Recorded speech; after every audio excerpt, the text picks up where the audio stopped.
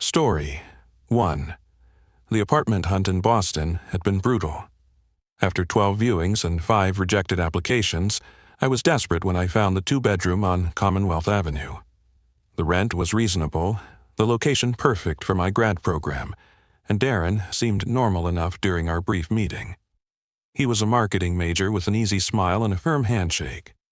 We weren't destined to be best friends, but I figured we'd coexist peacefully. For 3 months, that prediction held true. Darren and I established a quiet rhythm of polite conversation and respectful distance. He kept to himself mostly, mentioning an upcoming summer internship in Chicago that would start in May. I was secretly relieved. 3 months of having the place to myself sounded perfect. April rolled around, and Darren began packing. I helped him carry boxes to his Honda Civic one Saturday afternoon. "So, when exactly are you leaving?" I asked, realizing I hadn't pinned down the date. "Tuesday," he replied. "Early flight. You probably won't see me before I go." "Cool. Well, good luck with everything." He nodded. "Thanks for your help, man." That was our goodbye. Tuesday came and went, and I assumed Darren had left as planned. The apartment felt lighter somehow.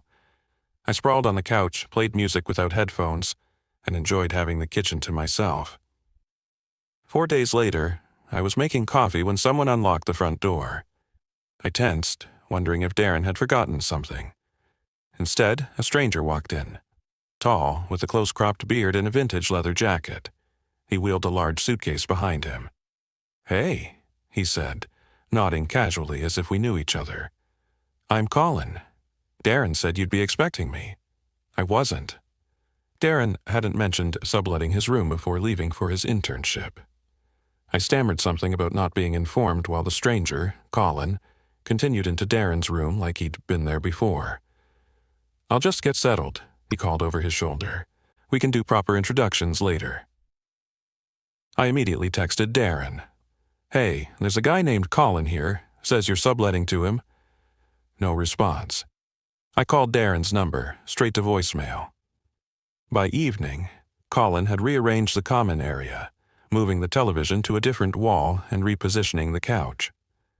"Hope you don't mind," he said when he noticed me staring. Darren always said this couch looked better against this wall. I frowned.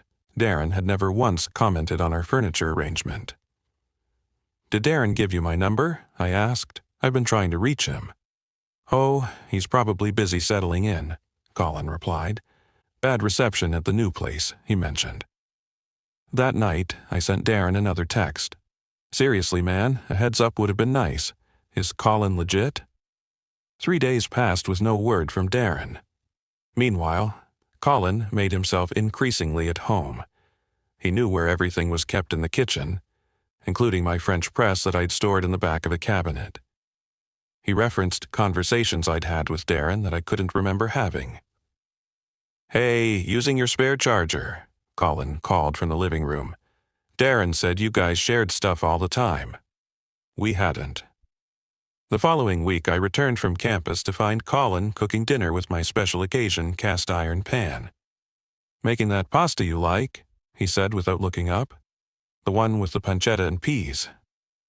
It was indeed my favorite pasta dish, one I'd made exactly once since moving in, when my parents had visited months ago. Darren hadn't been home that night. "How did you know about that?" I asked. Colin laughed. "Darren told me you'd be suspicious at first. Said you're always overthinking things." That didn't sound like Darren at all. My unease deepened when I found Colin wearing my university hoodie one morning. "Oh, Darren said you guys shared clothes all the time," he said with that same easy smile when I pointed it out. I'd never once lent Darren any of my clothes, nor he me. I began locking my bedroom door. Colin noticed immediately. "Worried about something?" he asked, his tone light but his eyes sharp. "Just a habit," I lied. My girlfriend Mia visited that weekend, her first time at the apartment since Colin had arrived. She greeted him politely in the living room before following me to my bedroom. "That's not how Darren described you at all," she whispered once the door was closed. My stomach dropped. What do you mean? When did you talk to Darren about me? She looked confused. I didn't. I never met Darren. Then why did you say that about how he described me? I didn't, she insisted. I said that's not your old roommate. I was certain she'd mentioned Darren by name, but I let it drop. That night, while Colin was in the shower, I finally did what I should have done immediately. I searched for evidence of his arrangement with Darren. I found nothing in Darren's room except Colin's possessions, neatly arranged. The closet held unfamiliar clothes. The desk displayed framed photos I'd never seen before. I picked one up, a group shot at what looked like a college party. With a jolt, I recognized myself in the background, though I had no memory of the event. Another showed Colin and someone who resembled Darren at a baseball game, their arms around each other's shoulders. Something felt wrong about the images. I took photos with my phone to examine later. Back in my room, I zoomed in on the pictures. The lighting was slightly off around some of the faces, subtle evidence of digital manipulation. These were edited photos, composites of separate images skillfully combined. I dug through my own photos, finding shots from a department mixer last semester. The background matched one of Colin's framed images perfectly. He'd taken a photo I was in and edited it to look like they'd been there with me. That night, I barely slept. In the morning, I discovered that old photos of Darren and me from social media had been altered. Colin's face pasted over Darren's with disturbing precision. Some dated back months before Darren supposedly met Colin. When I confronted him, showing him the obvious edits on my phone, Colin merely laughed. "You're stressed, man. You should take your medication." He pointed to a prescription bottle on the counter with my name on it. I'd never seen it before. "That's not mine," I said, my voice rising. "You say that every morning," Colin replied, concern crossing his features. "It's for your anxiety. Dr. Whitman prescribed it 3 months ago, remember?" I'd never seen a Dr. Whitman. "I'm calling Darren's parents," I said, grabbing my phone. "Go ahead," Colin shrugged. "Though I don't know why you keep bringing up this Darren person." I found Mr. and Mrs. Hudson's number in my contacts. Mrs. Hudson answered on the third ring. "Hi, Mrs. Hudson. This is Mark, Darren's roommate. I'm trying to reach him about some apartment stuff." After a long pause, her voice came back confused. "I'm sorry. Who are you trying to reach?" "Darren, your son." Another pause. "Who is Darren? We don't have a son by that name." My blood ran cold. "Darren Hudson. He's been my roommate since August." "I think you have the wrong number," she said slowly. "My husband and I don't have any children." I ended the call, my hand shaking. When I returned to the living room, the apartment looked completely different. The furniture had been rearranged again. There were new pictures on the walls, framed posters I'd never seen before. Colin sat on the couch with 2 friends I'd never met. "Guys, this is my weird roommate I was telling you about," he said, as they all exchanged looks. "He keeps talking about someone named Darren." One of them nodded sympathetically. "The imaginary friend again? Has he taken his meds today?" Colin shook his head. I tried to help him remember, but he trailed off with a meaningful look. "I've lived here for 8 months," I said, trying to keep my voice steady. "This is my apartment." "We've been roommates for almost a year," Colin corrected gently. "Remember, you moved in after Adrian left." I'd never heard of Adrian. Colin's friends were watching me with expressions of practiced concern. One of them was surreptitiously recording on his phone. "Check the lease," I demanded. "My name is on it." "Of course," Colin said soothingly. He went to the kitchen drawer and pulled out a document. It was our lease agreement, but Darren's name had been replaced with Colin's. Both our signatures looked perfectly authentic at the bottom. I grabbed my phone to call the landlord, but found the contact missing. When I searched my email for the rental agreement, all correspondence showed Colin as my original roommate. "Maybe you should lie down," Colin suggested, taking a step toward me. I backed away. "Stay the hell away from me." That night, I locked myself in my bedroom and pushed my dresser against the door. I could hear Colin and his friends talking in low voices in the living room. In the morning, I found a note slipped under my door. Made an appointment with Dr. Whitman for you. 2 p.m. today. I'll drive you. I packed a bag and left through my bedroom window while Colin was in the shower. I checked into a motel and called campus security, asking them to check enrollment records for Darren Hudson. They called back an hour later. No student by that name has been enrolled in the past 5 years. I tried mutual friends, but they either didn't answer or seemed confused by my questions about Darren. My social media showed no traces of him. Comments he'd left, photos he was tagged in, all gone. 2 days later, I returned to the apartment with the police officer to collect my things. Colin greeted the officer with perfect composure. He stopped taking his medication, he explained. The doctors said this might happen. The officer looked at me with professional concern. Sir, do you have proof you live here? I showed him my driver's license with the apartment address. Colin produced an identical license with the same address. We're worried about him, he told the officer. His parents are on their way from Connecticut. My parents lived in Wisconsin. When the officer stepped outside to radio dispatch, Colin leaned close to me.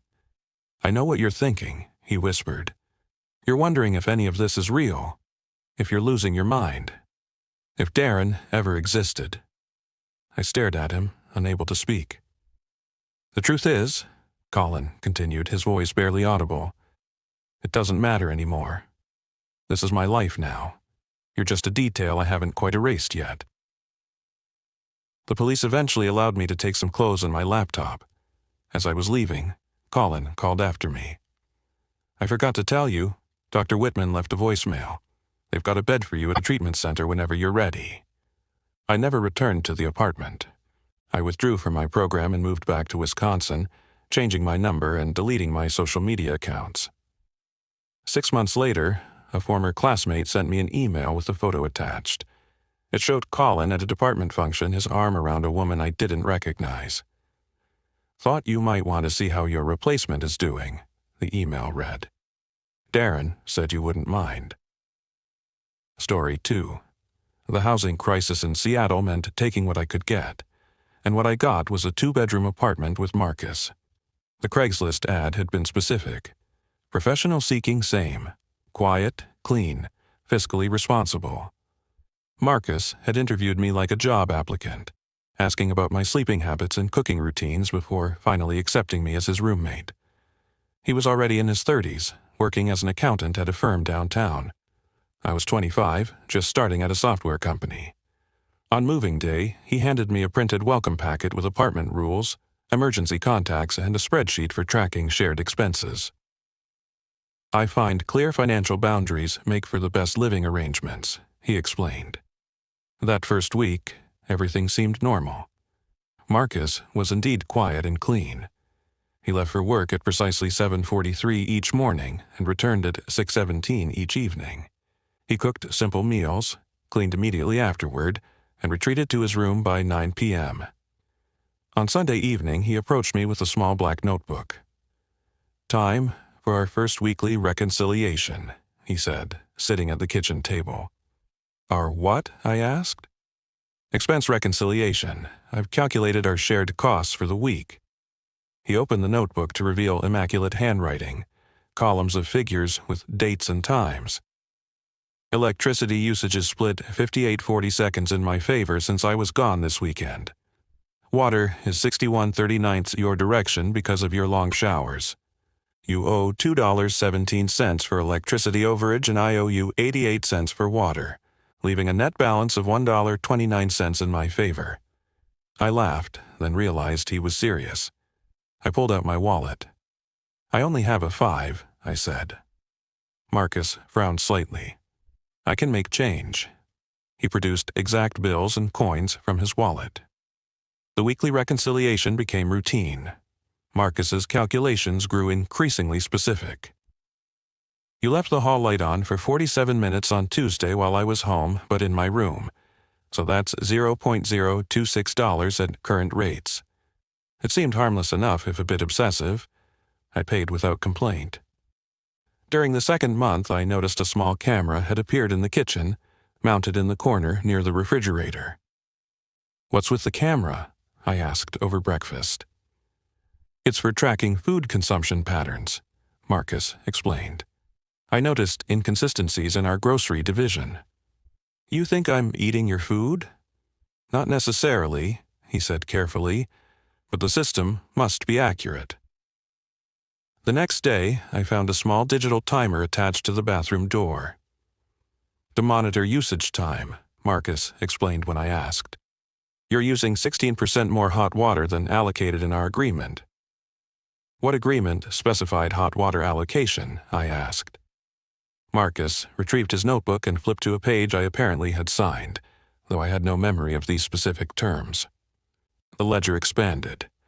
Charges for hallway light usage, refrigerator door openings, even atmospheric space, occupied by my belongings in common areas.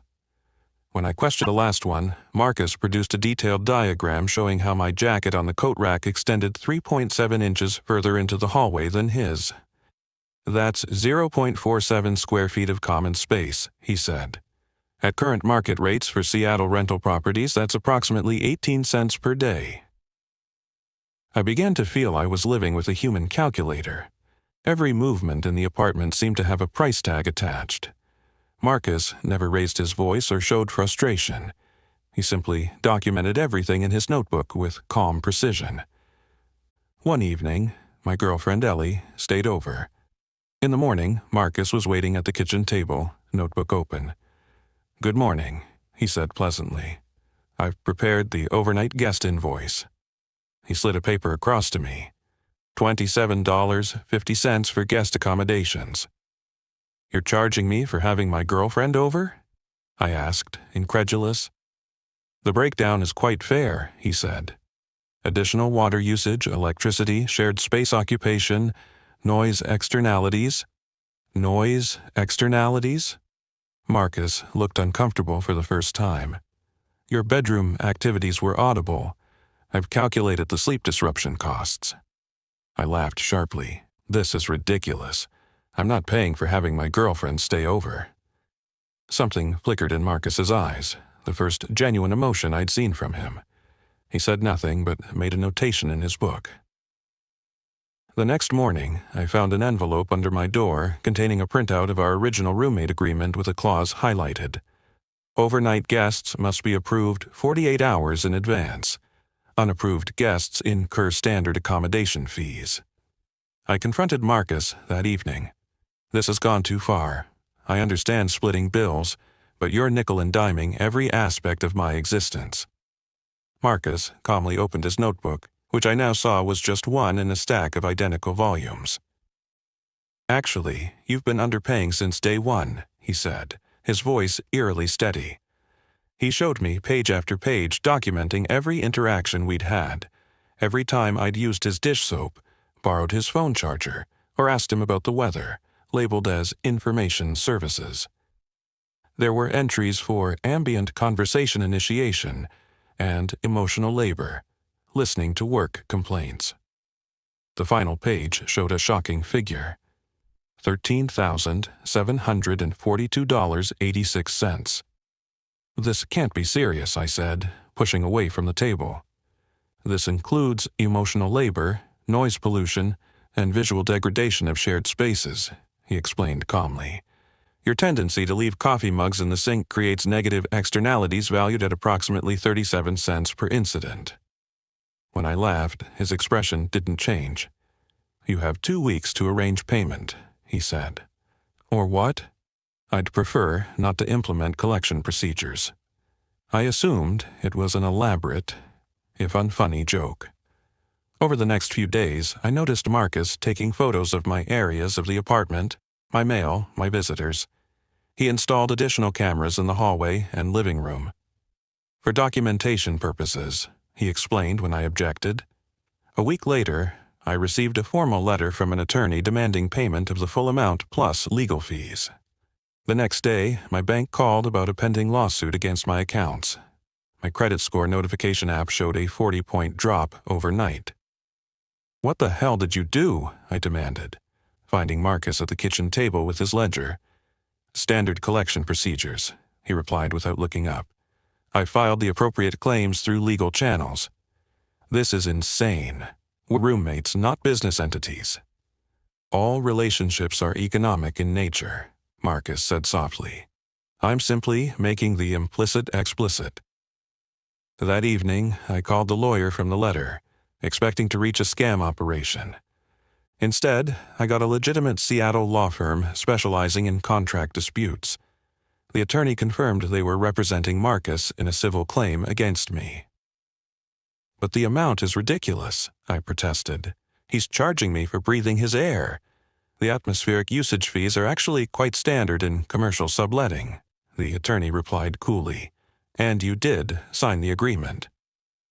I searched my records and found that the roommate agreement I'd signed had seemingly endless appendices and attachments, pages I was certain I'd never seen before, yet somehow bearing digital timestamps and verification codes showing I'd reviewed them. When I returned home, Marcus was waiting with a new document. This is a settlement offer, he said. I'm willing to reduce the outstanding balance by 15% for immediate payment. I'm moving out, I announced. This is crazy. Marcus nodded as if he'd anticipated this. That's your right. However, the early termination clause on page 47 stipulates— I don't care what it stipulates, I shouted, losing my composure entirely. I never agreed to any of this. For the first time, Marcus smiled. A thin, bloodless expression. But you did, he said softly. Every day you stayed here after I explained the system, you provided implied consent. Every payment you made established precedent. I began packing immediately. Marcus watched from the doorway, notebook in hand, making occasional notes as I moved around the room. Don't forget to factor in your early lease termination, he said softly as I struggled with my suitcase. That's another $3,240.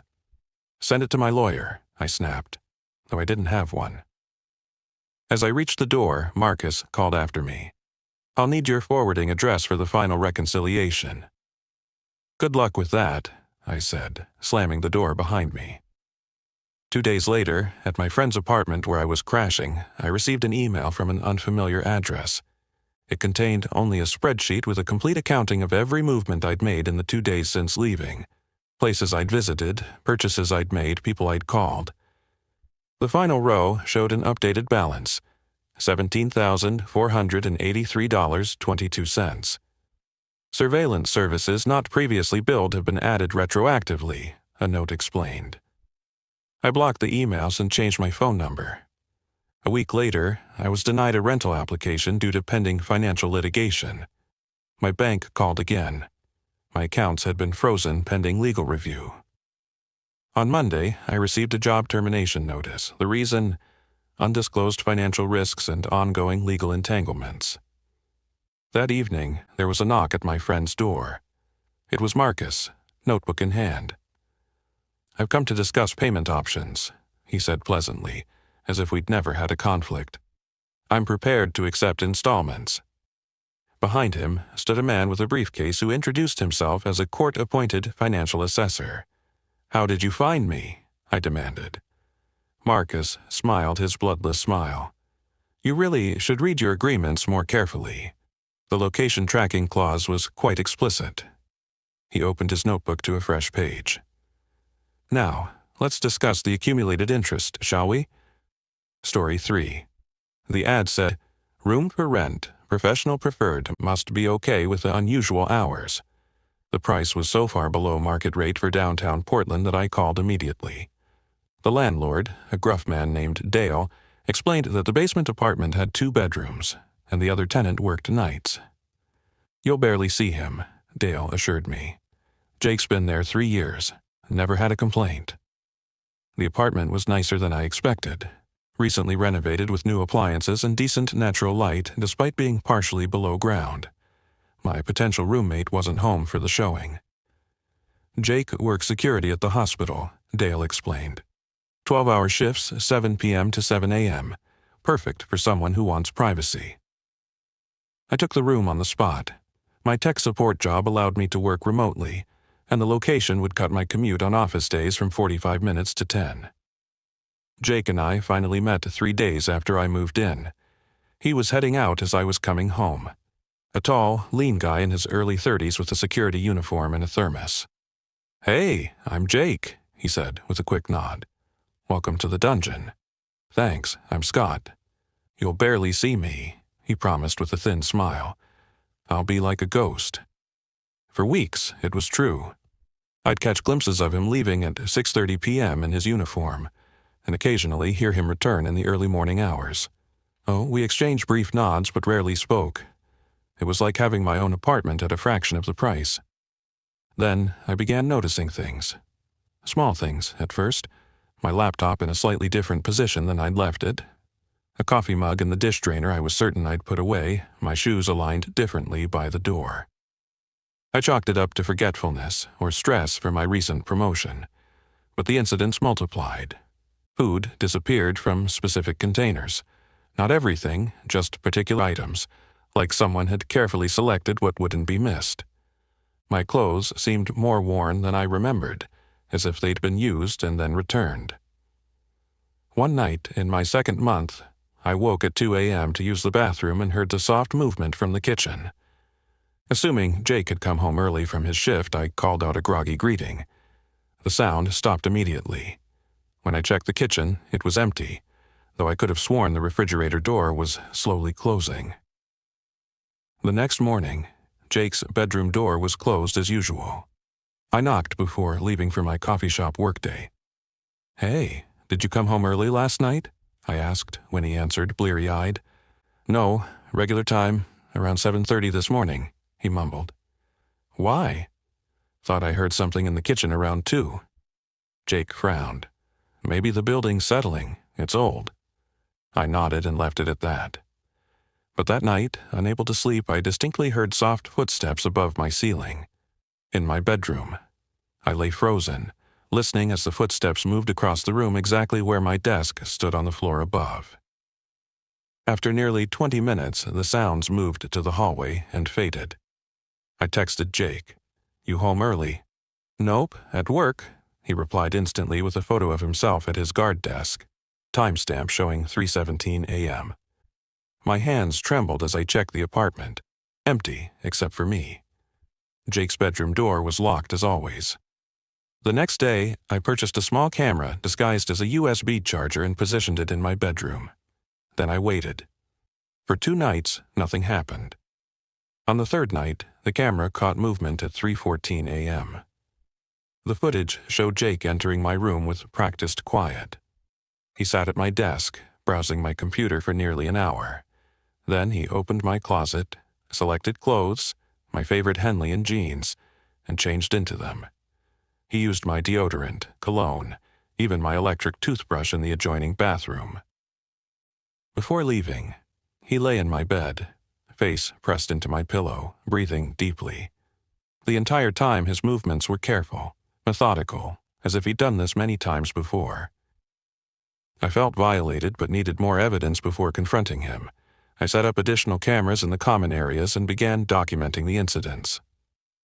The next recording was worse. Jake brought a folding chair and simply watched me sleep for hours, occasionally reaching out to touch my hair. Once, he took a pair of scissors from his pocket and carefully snipped a small lock, placing it in a plastic bag. I'd seen enough. I called Dale and requested he be present for a roommate confrontation. He arrived the following afternoon, and we waited for Jake to wake up before his shift. When presented with the video evidence, Jake seemed genuinely confused. "That's not possible," he insisted. "I've been picking up double shifts at Providence and Emmanuel. I haven't been home except to sleep in days." He pulled out his phone, showing his time card app with the consecutive 12-hour shifts logged. Dale viewed the footage with growing concern, then shook his head. "That's not Jake," he said finally. "What do you mean? Look at him." I rewound to a clear shot of Jake's face. "I mean," Dale said slowly, "that whoever that is, they don't have keys to this apartment. I changed the locks myself after the last tenant left, and only you and Jake have copies." Jake nodded emphatically. and I keep mine with me at all times." He pulled out his keyring to demonstrate. Dale sided with Jake. He was a long-term tenant with an impeccable payment history. My paranoid accusations and unauthorized surveillance violated the lease terms. He suggested I might want to consider other living arrangements if I couldn't resolve my obvious issues with Jake. That night, I deadbolted my bedroom door and pushed my dresser against it for good measure. I propped a chair under the doorknob of the apartment's main entrance and set alarms on my phone for every hour. At 3 a.m., I woke not to my alarm, but to a presence in the room. Jake stood at the foot of my bed, watching me with his head slightly tilted. I jolted upright. "How did you get in? I blocked the door." Jake smiled serenely. "I didn't need to get in. I was always here." I scrambled backwards. "That's impossible. I checked the whole room before going to bed." Jake's smile widened. "Maybe you're not looking right." He gestured toward my closet, and I noticed for the first time that the back wall had a slight seam running down its center. "The building used to be a single-family home," Jake explained conversationally. "When they converted it to apartments, they covered up some of the old passageways. The previous tenant showed me. There's a whole network between the walls." He took a step closer. "I've been watching you since before you moved in, coming to the showing, measuring the furniture placement, practicing my schedule around yours." I lunged for my phone, but Jake was faster. "Your new job seems stressful," he continued calmly. "All those hours staring at screens. It's not good for your sleep patterns. I've been monitoring them, you know. You average 6.3 hours on weeknights, 7.8 on weekends." "Get out," I managed to say. "Get out, or I'm calling the police." Jake sighed. "We both know you won't. You'd have to explain the cameras, and Oregon is a two-party consent state for recording. You could face charges." He was right. Dale had said the same thing when viewing the footage. "What do you want?" I asked. "Just what I've always had," Jake replied. "A roommate who works days while I work nights. Perfect symbiosis." He smiled again. "I like you, Scott. You sleep more deeply than the others." I fled the apartment that night with only a backpack of essentials. I stayed in the hotel for a week while finding a new place and arranging movers for my remaining belongings. Dale kept my security deposit for breaking the lease. Months later, scrolling through apartment listings for a friend, I saw a familiar address. The photos showed my old room, with my furniture arrangement exactly as I'd left it, down to the position of the desk and the color of the bedspread. In one photo, Jake sat on what had been my bed, wearing what looked like my clothes, smiling directly at the camera. The ad read, "Room for rent, professional preferred, must be okay with unusual hours. Previous tenant left unexpectedly. All furnishings included." Story 4. I needed a roommate after Ben moved out to live with his girlfriend, leaving me with an apartment I couldn't afford alone.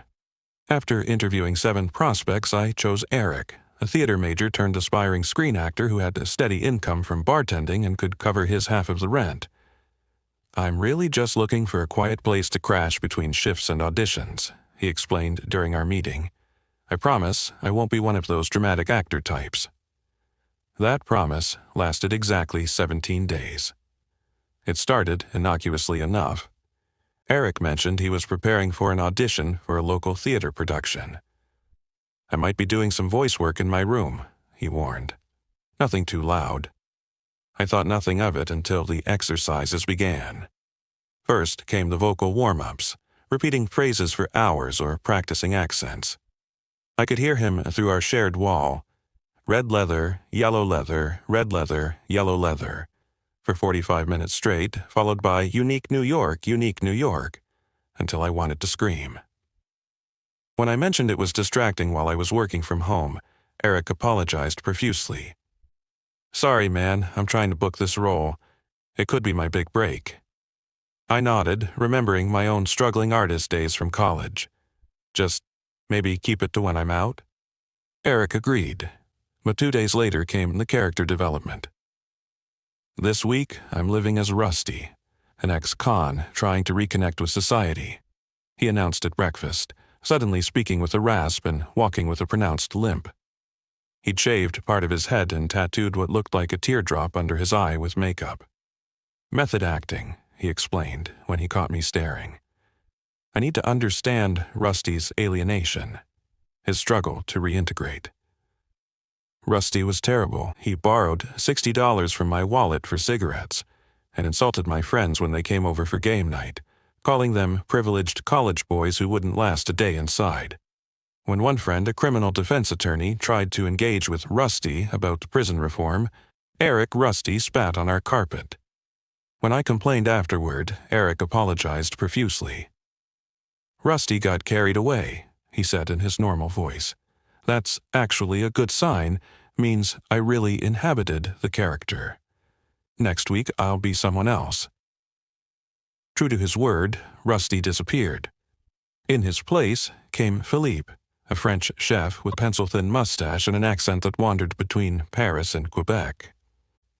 Philippe took over our kitchen, rearranging everything according to proper culinary workflow. He threw out my food because it offended his palate, and replaced it with expensive ingredients I couldn't pronounce, charging them to our shared grocery account.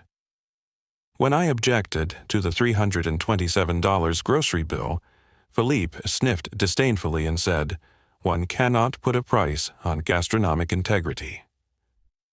After Philippe came Decker, a divorce attorney who left passive-aggressive notes critiquing my life choices and personal hygiene. Decker wore suspenders and constantly referred to legal precedents in casual conversation. He also reorganized our mail according to proper filing protocols and created a chore chart with penalties for non-compliance. Your contractual obligations as co-lessee include timely completion of allocated domestic duties, he informed me when I missed bathroom sanitation day. Each character lasted approximately 1 week. Between them, Eric would briefly return to normal, always excited about his progress and certain that his immersive technique would lead to a breakthrough role. My acting coach says I'm onto something revolutionary, he explained after Decker finally departed. The complete transformation approach. I tried to be supportive, but the characters grew progressively more intense and disruptive. After Decker came Svetlana, a Russian ballet instructor who practiced plays in our living room at 5 a.m. and criticized my Western slovenliness.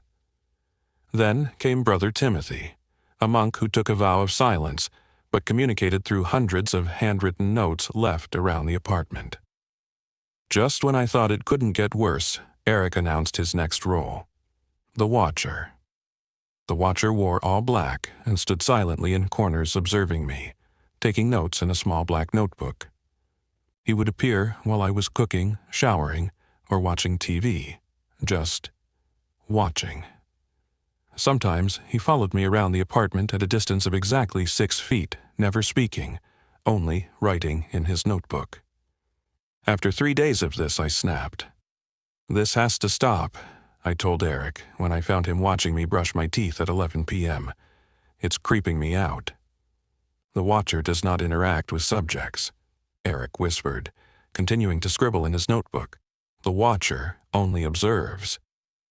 I slammed my hand against the bathroom counter. "I'm not a subject, I'm your roommate. This isn't method acting, it's harassment." For a moment, Eric's eyes seemed to clear, as if he was coming back to himself. Then they glazed over again. Primary subject displays aggression when confronted with surveillance. Note, possible childhood authority issues. I began locking my bedroom door at night after finding Eric, or whoever he was that week, standing over my bed at 3 a.m., studying my breathing patterns with a stopwatch. "Sleep observation is essential to character comprehension," he explained when I yelled at him. The final breaking point came 2 weeks later. I had been on 3 dates with Mia, a graphic designer I'd met through work. When I brought her home for dinner, I found our apartment transformed. Eric had rearranged the furniture, replaced photos, and altered the decor.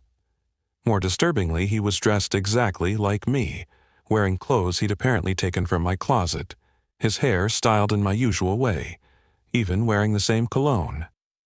"Hey, I'm Scott," he said to Mia, using my name and perfectly mimicking my voice and mannerisms. "Great to finally meet you. I've heard so much about your design work." Mia looked between us, confused. "I thought you said your roommate's name was Eric?" "This isn't funny," I told him. "This is way over the line." "I'm just preparing for my biggest role," he explained later, after a mortified Mia had left and promised to call me. She never did. Method acting requires total immersion. Impersonating me to my date isn't method acting, it's identity theft. Eric smiled oddly. "But it worked. She couldn't tell the difference at first. My coach says that's the ultimate test, when strangers can't distinguish between actor and subject." I told him to move out. I didn't care about the lease or the rent. I'd find a way to manage until I could get a sane roommate. "But I've already signed the contract," Eric said, his expression turning eerily blank. "The role is mine." He showed me a document that looked like a film script. The title page read, "Replacement." I skimmed the synopsis, which described an actor gradually assuming the identity of his roommate, eventually taking over his life entirely. Ah, the author's name was mine. "You don't remember writing it," Eric said in a perfect imitation of my voice. "But that's what makes your screenplay so brilliant." I stared at him in shock. "I didn't write this." "Of course you did." Eric's smile grew wider. "Or, at least, that's what everyone will think. Your name is on the copyright registration." He handed me another document, an official-looking copyright filing with my name and signature. The signature looked exactly like mine. "What is this?" I demanded. "What are you doing?" "I'm becoming you," Eric replied simply. "You have the perfect life. Stable job, nice friends, supportive family. I've been studying you for months, even before I answered your roommate ad." He pulled out his phone and showed me photos of myself from months ago, walking to work, meeting friends for drinks, visiting my parents. Hundreds of photos documenting my daily routines. "Your coffee order is a medium Americano with 1 sugar, he recited. "You call your mother every Sunday at 4 p.m. You have a small scar on your right knee from falling off a bicycle when you were 9. Your computer password is Midnight Rider 84, after your first car." My blood ran cold. My password was exactly that. "How did you—" "I told you, I've been studying. For the role." Eric's voice shifted back and forth between his natural tone and a perfect imitation of mine. The best performances come from complete understanding. I called the police that night. 2 officers came, listened to my story, and took a report. They seemed skeptical but professional. When they asked to see the script Eric had shown me, I couldn't find it. "He must have taken it when I was talking to you outside," I told them. The officers exchanged looks. "Sir, we've received some concerns from your friends," one officer said carefully. "They say you've been acting erratically, claiming someone is trying to steal your identity." "My friends? Which friends?" "A Mr. Tyler Baker called the non-emergency line earlier today." "Tyler was my best friend since college." "That doesn't make sense. Let me call him right now." I dialed Tyler's number and put it on speaker. "Hey man," Tyler answered. "You okay? The cops find you?" "Tyler, it's Scott. Did you call the police about me today?" A pause. "Who is this?" "It's Scott Miller." Another pause. "Look, I don't know who this is, but Scott is standing right next to me. We're at McLaren's pub. He just stepped away to take this call." I felt the room spin. "That's not possible. I'm Scott." "I don't know what kind of sick game you're playing." Tyler's voice hardened. "But Scott told me about you. Stop harassing him or we really will get the police involved." The call ended. The officers were watching me closely. "Sir, do you have someone you can stay with tonight?" one asked. "Or would you like us to connect you with mental health services?" I showed them my driver's license, my credit cards, everything proving I was Scott Miller. They nodded sympathetically. "Identity theft is complicated," the older officer said. "We'll file a report. In the meantime, maybe stay with family until this gets sorted out." After they left, I packed a bag, planning to drive to my parents' house 2 hours away. As I was leaving, Eric emerged from his room. "Going somewhere?" he asked in my voice. "Stay away from me," I warned. "This will be easier if you cooperate," Eric said, his tone reasonable. "The transition is already underway. Your friends think I'm you. Your workplace will be next." "You're insane." "I'm dedicated to my craft," he corrected. "This role will be my masterpiece." I fled to my parents' house, explaining everything in a panicked rush. They listened with growing concern. "Honey," my mother said finally, "I think you might be having some kind of breakdown." "Call Tyler," I insisted. "He'll tell you about the imposter." My father made the call while I paced anxiously. I watched his expression change as he listened. "I see," he said finally. "Yes, he's here now. No, I understand, we'll take care of it." He hung up and looked at me with sad eyes. "Tyler says Scott is with him at the pub. They're worried about you, says you've been stalking Scott for weeks, claiming to be him." "That's not true. I'm your son." My father placed a hand on my shoulder. "We want to help you. Dr. Merrill can see you tomorrow morning." Dr. Merrill was my father's friend, a psychiatrist. I spent a sleepless night in my childhood bedroom, doors locked from the outside for my safety. In the morning, I convinced my mother to let me use her laptop. Mine had mysteriously disappeared from my bag. I logged into my email, relieved that my password still worked.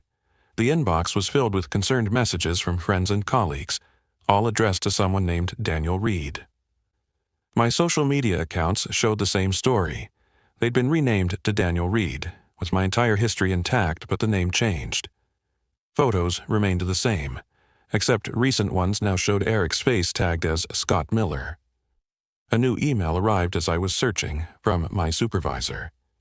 "Daniel, please confirm when you'll be returning to work. Scott mentioned you might need extended leave for your condition." My mother knocked on the door. "Ready to see Dr. Merrill? He's squeezing you in before his first appointment." The psychiatrist's office was familiar. I'd been there once as a teenager during a rough period after my parents' brief separation. Dr. Merrill looked older, but still had the same kind eyes. "Daniel," he greeted me, "your parents are very concerned." "My name is Scott Miller," I insisted. "I'm being impersonated by my roommate." Dr. Merrill nodded thoughtfully. "When did you first start believing you were Scott?" "I don't believe I'm Scott. I am Scott." "Let's back up," he suggested. "Tell me about when you first met Scott." The session continued like this for an hour, me insisting on my identity. Dr. Merrill calmly redirecting as if I were suffering delusions. At the end, he prescribed medication and suggested psychiatric evaluation at the hospital. When we returned home, a police car was parked outside. 2 officers, different from the previous night, stood with my parents and Eric on the front lawn. "There he is," Eric said in my voice, pointing at me with a perfect expression of concern. "That's Daniel." I lunged at him, but the officers intercepted me. "Mr. Reed," one said firmly, "we have a restraining order prohibiting you from coming within 500 feet of Scott Miller." "I'm Scott Miller," I shouted. "He's been like this for weeks," Eric told the officers, his arm around my mother's shoulders. She leaned into him like she would with her actual son. "My parents and I just want him to get help." My parents, he'd called them his parents. "Mom, Dad," I pleaded, "you know me. You know I'm your son." My mother looked at me with tears in her eyes. "We want to help you, Daniel. Please, let us help you." In the end, I was taken to a psychiatric facility for a 72-hour hold. By the time I was released, Eric had fully assumed my life. My apartment keys didn't work. My bank accounts were inaccessible. My phone number had been changed. I eventually found work in another city, using my new identity as Daniel Reed. Sometimes I see stories about Scott Miller's rising career as a screenwriter, specializing in psychological thrillers. His debut film, Replacement, is currently in production. The synopsis describes it as the chilling story of a mentally ill man who becomes obsessed with stealing another man's identity. The screenwriter, in interviews, calls it inspired by personal experience. He looks exactly like me, except for the eyes. In photos, they never quite match my own. Story 5. The duplex on Spruce Street was perfect. Affordable, renovated, and just 3 blocks from my new job at the university library. After a string of terrible apartments during graduate school, I was ready for something decent. The landlady, Mrs. Winters, seemed pleased with my application. "I think you'll get along splendidly with Peter," she said as she handed me the keys. "He's been with us for 5 years, very quiet, very clean, works in acquisitions for a private collector." Peter was 30-something with rimless glasses and an immaculate appearance. He greeted me with a firm handshake when Mrs. Winters introduced us. "Aaron, welcome," he said with a precise smile that didn't quite reach his eyes. "I'm sure we'll be comfortable cohabitants." The apartment was immaculate. Hardwood floors gleaming, kitchen spotless, every surface dusted. My area was the front bedroom and shared access to common spaces. Peter occupied the larger bedroom at the back of the apartment. The only strange thing was his insistence that his bedroom remain locked at all times. "I collect valuable items," he explained during my move-in. "Insurance requirements. I'm sure you understand." I did. Having worked in library special collections, I knew the precautions required for valuable artifacts. For the first month, everything was perfect. Peter was rarely home, traveling frequently for what he called acquisition trips. We established a polite, distant relationship, exchanging brief greetings and updates on practical matters, but little else. He was meticulously neat, and I tried to match his standards in the shared spaces. During Peter's absences, I'd noticed small things missing: a comb, a coffee mug, a spare toothbrush. I initially assumed I'd misplaced them. When I mentioned the mysterious disappearances to Peter, he looked concerned. "How troubling," he said. "Perhaps you should be more organized. I find that having a specific place for each item prevents such confusion." The comment felt vaguely condescending, but I let it go. Peter was right. My organizational systems had always been somewhat chaotic. After 6 months, I lost my apartment key. Embarrassed, I admitted this to Peter, who seemed disproportionately disturbed by the news. "That's very concerning," he said, his voice tight. "Keys should never be misplaced." After several minutes of lecture on responsibility and security, he reluctantly lent me his spare key ring, which included a small silver key I hadn't seen before. "The silver one is for emergencies only," he said firmly. "It's a master key. Do not use it unless absolutely necessary." I assumed it was for a storage unit or perhaps his office. Peter left the next morning for a 3-day acquisition trip to Chicago, and I went about my routine. On the second evening alone, while looking for a book I thought Peter might have borrowed, curiosity got the better of me. The small key fit his bedroom door perfectly. I told myself I would just take a quick look. Professional curiosity about what valuable items a private acquisitions expert might collect. Inside, the room was nothing like I expected. Instead of being cluttered with antiques or artwork, it was almost empty except for glass display cases along the walls, evenly spaced and softly illuminated by recessed lighting. Each contained everyday items meticulously arranged and labeled: Michael Day, 37, Christopher Day, 184, Jonathan Day, 261. The cases held mundane objects: toothbrushes, combs, coffee mugs, pens, keychains, alongside more personal items: a wallet photo, a handwritten note, a ticket stub. One contained a university ID card for a Michael Harrington, alongside a half-used tube of his specific brand of toothpaste and a sock. With growing unease, I recognized my missing coffee mug in a case labeled Aaron Day 147.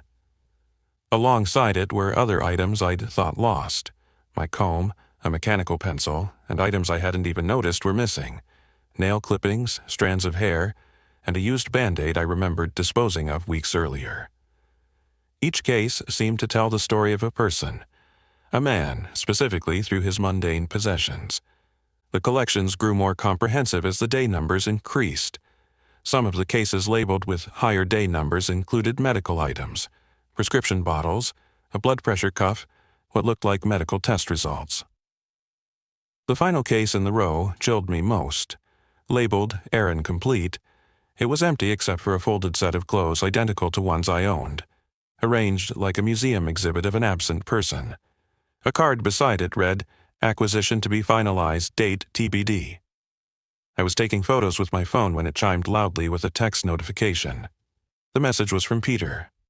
"Flight canceled due to weather. Coming home now. ETA 30 minutes. I rushed to replace everything exactly as I'd found it and lock the door. Back in my room, I examined the photos, looking for clues about what I'd discovered. What did acquisition mean in this context? Why was Peter collecting these personal items? As I waited, heart pounding with every passing minute, I began searching the apartment for answers. In the kitchen drawer beneath the silverware tray, I found a leather-bound notebook. Inside were detailed observations of my daily habits, food preferences, and sleep patterns, alongside a methodical listing of items acquired.